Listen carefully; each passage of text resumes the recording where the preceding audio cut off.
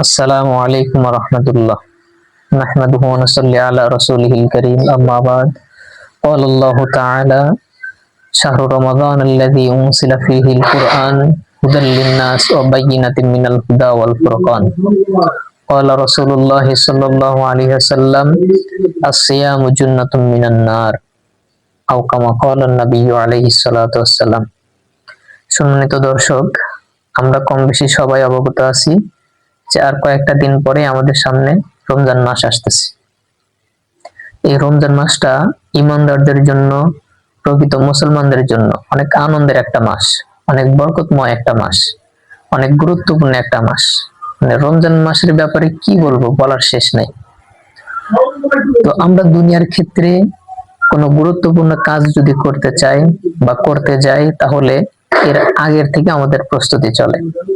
যেরকম ভাবে ধরেন, আমরা যদি কোথাও সফরে যাই, মনে করেন চট্টগ্রামে হোক বা সিলেটে হোক, এই যে সফরটাতে যে আমরা বের হব, এর আগে কমপক্ষে হলেও এক সপ্তাহ আগে থেকে কিন্তু আমাদের প্রস্তুতি থাকে যে অমুক দিনে আমাদের সফর শুরু হবে বা অমুক দিনে আমরা সফরে বের হব। এটা কিন্তু দুনিয়ার ক্ষেত্রে আমরা কতটা প্রস্তুতি নিই আর দুনিয়ার কাজকে আমরা কতটুকু প্রাধান্য দিই। কিন্তু আমাদের আফসোস, সামনে যে রমজান মাস আসতেছে, এই রমজান মাসের জন্য আমরা কি প্রস্তুতি নিয়েছি। আম্মা জান আয়েশা রাদিয়াল্লাহু তাআলা আনহাকে একবার প্রশ্ন করা হলো যে রাসূল সাল্লাল্লাহু আলাইহি সাল্লাম রমজানের প্রস্তুতি কিরকম ভাবে নিতেন। আম্মা জান আয়েশা রাদিয়াল্লাহু তাআলা আনহা বলেন যে আমি দেখেছি রাসূল সারা বছরে রমজান বাদ দিয়ে সবচেয়ে বেশি যদি রোজা রাখতো, তাহলে সেটা হচ্ছে শাবান মাস, অর্থাৎ যেটা এখন চলতেছে, রমজানের আগের মাসটা। এই মাসে রাসূলুল্লাহ সাল্লাল্লাহু আলাইহি সাল্লাম সবচেয়ে বেশি রোজা রাখতেন। এই রোজা রাখার দ্বারা উদ্দেশ্য ছিল যে রমজানটা যেন আমি ভালোভাবে কাটাতে পারি, ভালোভাবে রোজা রাখতে পারি। এটা দ্বারা উনি উম্মতকে একটা শিক্ষা দিয়েছেন। শুধু তাই নয়, রাসূলুল্লাহ সাল্লাল্লাহু আলাইহি সাল্লাম সারা বছর প্রত্যেকটা মাসের 13, 14, 15 তারিখে রোজা রাখতেন। এটাকে আইএমএ 20 বলা হয়। প্রত্যেকটা নবী রাসূলই রেখেছেন।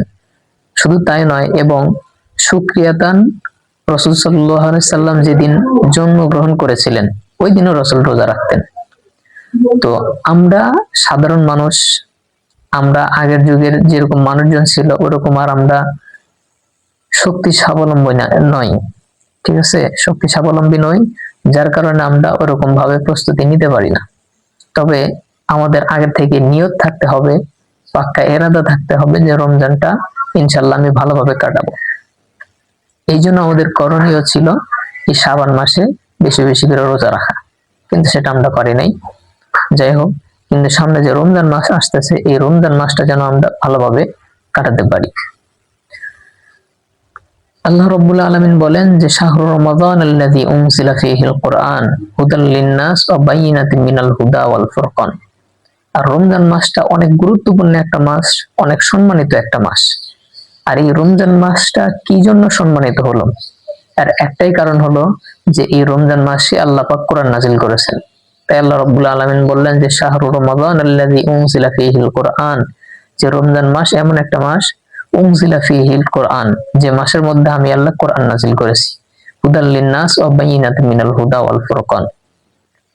এটা মুমিনদের জন্য হেদায়েত এবং পথ প্রদর্শক। শুধু তাই নয়, রাসূল বলেন আসিয়ামু জুন্নাতুম মিনান নার, যে এই রোজা হচ্ছে জাহান্নামের মুক্তির থেকে ঢাল স্বরূপ। তো রোজা কাকে বলা হয়? রোজা হচ্ছে সুবহ সাদিক থেকে নিয়ে সূর্য অস্ত পর্যন্ত খাওয়া, পান করা এবং স্ত্রী সহবাস থেকে বিরত থাকাকেই বলা হয় রোজা। এই সাওম শব্দের শাব্দিক অর্থ হচ্ছে বিরত থাকা। বিরত থাকা কেমন বিরত থাকা? খাওয়া দাওয়া থেকে আপনাকে বিরত থাকতে হবে, পান করা থেকে বিরত থাকতে হবে এবং স্ত্রী সহবাস থেকে আপনাকে বিরত থাকতে হবে। এটাই আল্লাহর বিধান। তো এই রমজান মাসে ইবাদত করলে কি লাভ? রাসূল বলেন যে অন্যান্য মাসে একটা ফরজ ইবাদত করলে যে পরিমাণ সওয়াব, ঠিক ওইরকম ভাবে এই রমজান মাসে একটা নফল ইবাদত করলে অন্য মাসে একটা ফরজ ইবাদত করার সমান। সুবহানাল্লাহ। শুধু তাই নয়, আর এই রমজান মাসে একটা ফরজ ইবাদত আদায় করলে অন্য মাসে 70টা ফরজ আদায়ের সব আল্লাহ পাক আমল নামায় দান করবে। তাহলে চিন্তা করে দেখেন রমজান মাসটা কত গুরুত্বপূর্ণ একটা মাস। এই রমজান মাসের আমরা যে রোজা রাখবো, রোজা রাখার পরে যদি অন্য কাউকে, অন্য রোজাদার ব্যক্তিকে যদি আমরা ইফতার করাই, তাহলে আল্লাহ পাক আমাদেরকে 3টা পুরস্কার দেবেন।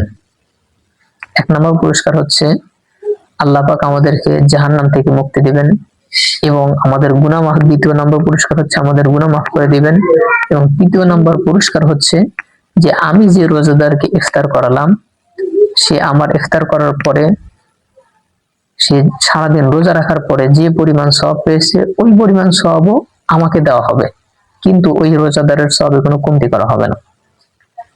তখন রাসূলুল্লাহ সাল্লাল্লাহু আলাইহি সাল্লামের সাহাবীরা রাসূলকে প্রশ্ন করলেন, ইয়া রাসূলুল্লাহ, আমরা তো সেরকম ভাবে অন্য কাউকে তৃপ্তি সহকারে ইফতার করানোর মতো সাধ্য সামর্থ্য আমাদের নাই, তাহলে আমরা কি করব?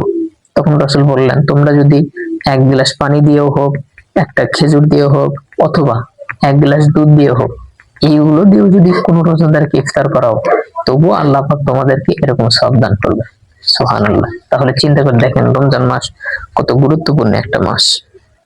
তো বলতেছিলাম এই রমজান মাসটা অনেক গুরুত্বপূর্ণ একটা মাস, অনেক বরকতময় একটা মাস। এই রমজান মাসটাকে আল্লাহ রাব্বুল আলামিন 3 প্রকারে 3টা ভাগে সাজিয়েছেন। দেখেন কত সুন্দর সিস্টেম। প্রথম 10 দিন হচ্ছে রহমতের এবং দ্বিতীয় 10 দিন হচ্ছে মাগফিরাতের আর তৃতীয় 10 দিন হচ্ছে নাজাতের।